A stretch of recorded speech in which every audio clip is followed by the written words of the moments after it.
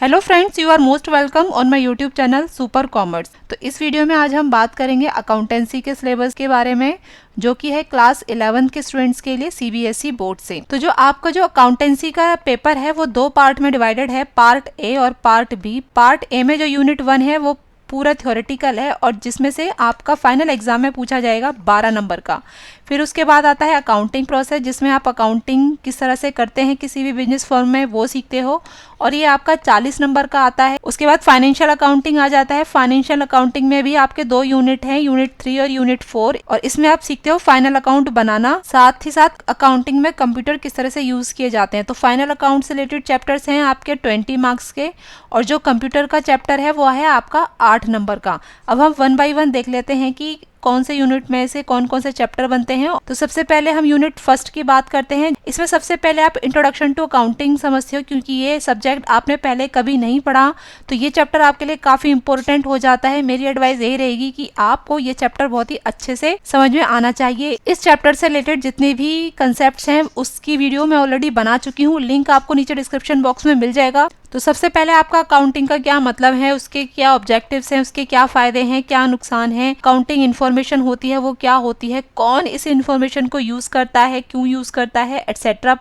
उसके बाद जो अकाउंटिंग में जितने टर्म्स हैं वो सब पढ़ोगे। टर्म्स का मतलब है अकाउंटिंग में जो अलग से न्यू वर्ड्स है जिनका मतलब आपको नहीं पता, जैसे कि शायद ही आपको ड्राइंग्स का मतलब पता होगा या फिर लायबिलिटीज का मतलब पता होगा। तो अकाउंटिंग के सब्जेक्ट में जितने भी न्यू वर्ड्स हैं उनका क्या मतलब है, उनको हम अकाउंटिंग टर्म्स कहते हैं, और वो सारे मतलब आपको इस चैप्टर में जानने के लिए मिलेंगे। उसके बाद किस तरह से अकाउंट्स को बनाना चाहिए, क्या उनके रूल्स होने चाहिए, ये सब आप पढ़ोगे थ्योरी बेस्ड अकाउंटिंग में। और ये कई तरह के होते हैं। तो बिजनेस एंटिटी कंसेप्ट क्या होता है, मनी मेजरमेंट कंसेप्ट क्या होता है, ये सब आप समझोगे। और ये जितने भी कंसेप्ट्स हैं इन सब की डेफिनेशन पर्टिकुलरली एग्जाम में 2 से 3 नंबर की पूछ ली जाती है। इसलिए अलग अलग कंसेप्ट्स क्या होते हैं, उनका क्या मतलब है, ये आपको बहुत अच्छे से याद करना है।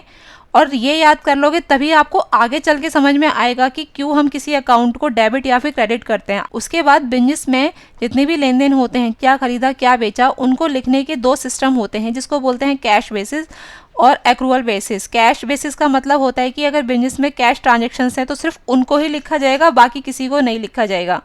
और एक्रूअल बेसिस में होता है ऐसा कोई भी लेन देन, चाहे वो कैश का हो या फिर वो उधार का हो, तो नगद खरीदो बेचो या फिर उधार खरीदो बेचो, सब तरह के लेन देनों को लिखा जाता है, उसको बोलते हैं एक्रूअल बेसिस। तो ये क्या होते हैं डिटेल में आपको ये पढ़ना है। इससे रिलेटेड भी कभी कभी क्वेश्चन पूछ लिया जाता है। फिर अकाउंटिंग स्टैंडर्ड्स, ये कंपलसरी होते हैं, कंपनीज के लिए ज़्यादा इंपॉर्टेंट है। जो आप 11th में पढ़ रहे हो यहाँ पर आपको कम ही यूज मिलेगा इसका, लेकिन जब आप क्लास 12th में आओगे तो आपको पर्टिकुलरली हर एक चैप्टर में कोई ना कोई अकाउंटिंग स्टैंडर्ड देखने के लिए मिल ही जाएगा। तो ये क्या होते हैं, इनका क्या मतलब होता है, और ग्लोबली क्या होते हैं ये accounting standards, Indian accounting standards क्या होते हैं, ये सब आप इसमें पढ़ोगे। साथ ही साथ जीएसटी यानी गुड्स एंड सर्विसेज टैक्स की फंडामेंटली मीनिंग और इसके अलग अलग ऑब्जेक्टिव्स आप पढ़ोगे। उसके बाद आ जाता है सेकेंड यूनिट, जिसका नाम है अकाउंटिंग प्रोसेस, और ये है आपका 40 मार्क्स का। यहाँ से आपकी अकाउंटिंग स्टार्ट हो जाएगी, यानी किस तरह से लेन देनों को लिखते हैं। तो सबसे पहले आप ये सीखोगे कि लेन देनों का जो एविडेंस क्या है कि कोई लेन देन हुआ है, यानी बिजनेस में अगर माल खरीदा है तो उसके पीछे क्या कोई डॉक्यूमेंट है, क्या कोई एविडेंस है, तो वो सब आप यहाँ पर पढ़ते हो, जिसको बोलते हैं वाउचर्स या फिर सोर्स डॉक्यूमेंट्स। तो ये सब क्या होते हैं ये आप पढ़ोगे, कितने तरह के होते हैं, अकाउंटिंग वाउचर्स क्या होते हैं। उसके बाद अकाउंटिंग इक्वेशन क्या होती है। इक्वेशन का मतलब आपको पता है कि something which is given in left hand side is equal to the right hand side.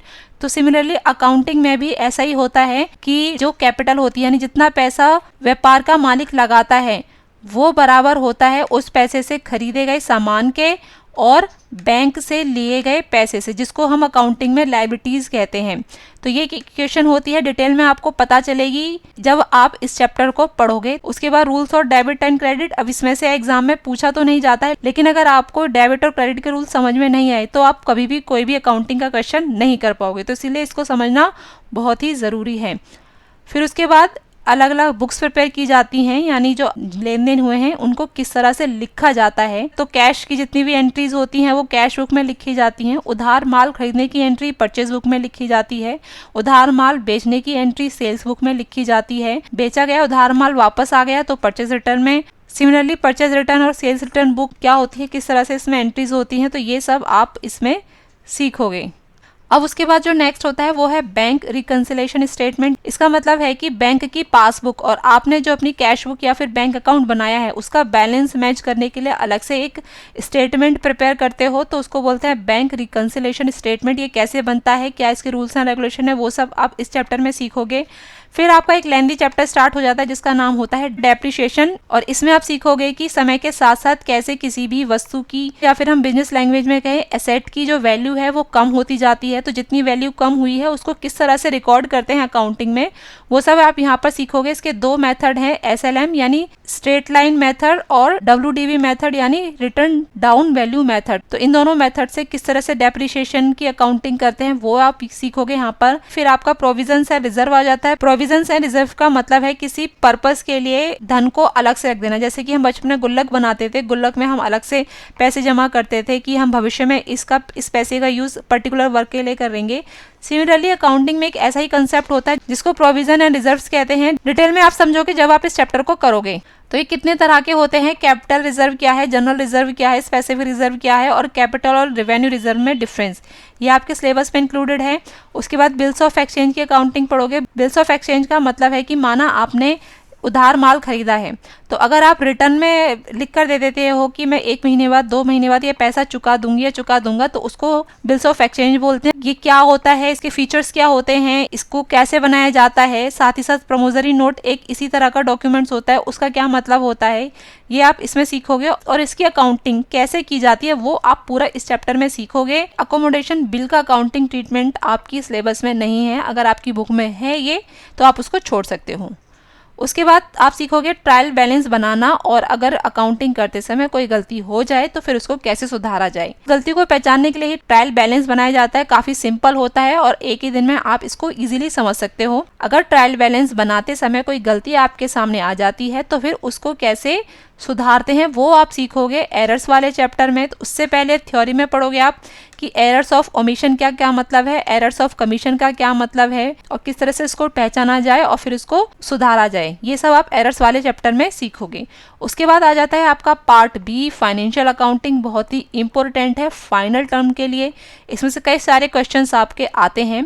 Financial statement का मतलब है, देखिए जो भी बिजनेस किया जाता है वो लाभ कमाने के पर्पज से किया जाता है, प्रॉफिट अर्न करने के पर्पज से। तो फिर उस प्रॉफिट को निकालना भी तो है। हर मालिक यही चाहता है कि कितना प्रॉफिट रहा एक साल के अंदर, तो उस प्रॉफिट को कैसे निकाला जाए, प्रॉफिट आया है या फिर लॉस आया है, ये सब आप फाइनेंशियल स्टेटमेंट्स में सीखते हो। उससे पहले जो आपके सिलेबस में है वो ये है कि इसका मतलब क्या होता है, फाइनेंशियल स्टेटमेंट्स के क्या ऑब्जेक्टिव्स होते हैं, इसके क्या महत्व है, क्या इंपॉर्टेंस है, आय यानी रेवेन्यू क्या होती है, कैपिटल रिसीट्स यानी पूंजीगत प्राप्तियां क्या होती हैं, रेवेन्यू एंड कैपिटल एक्सपेंडिचर्स क्या होते हैं। और ये काफी इंपॉर्टेंट है फाइनेंशियल स्टेटमेंट्स के लिए। अगर आपको कैपिटल और रेवेन्यू में डिफरेंस समझ में नहीं आएगा तो आप कभी भी फाइनेंशियल स्टेटमेंट्स अच्छे से प्रिपेयर नहीं कर पाओगे। उसके बाद आपको बनाना सीखना है कि trading and profit and loss account का क्या फॉर्मेट होता है, ग्रॉस प्रॉफिट का क्या मतलब होता है, ऑपरेटिंग प्रॉफिट क्या होता है, नेट प्रॉफिट क्या होता है, किस तरह से इनको बनाया जाता है। फिर बैलेंस शीट के बारे में आप सीखोगे कि इसकी क्या जरूरत है, ग्रुपिंग एंड मार्शलिंग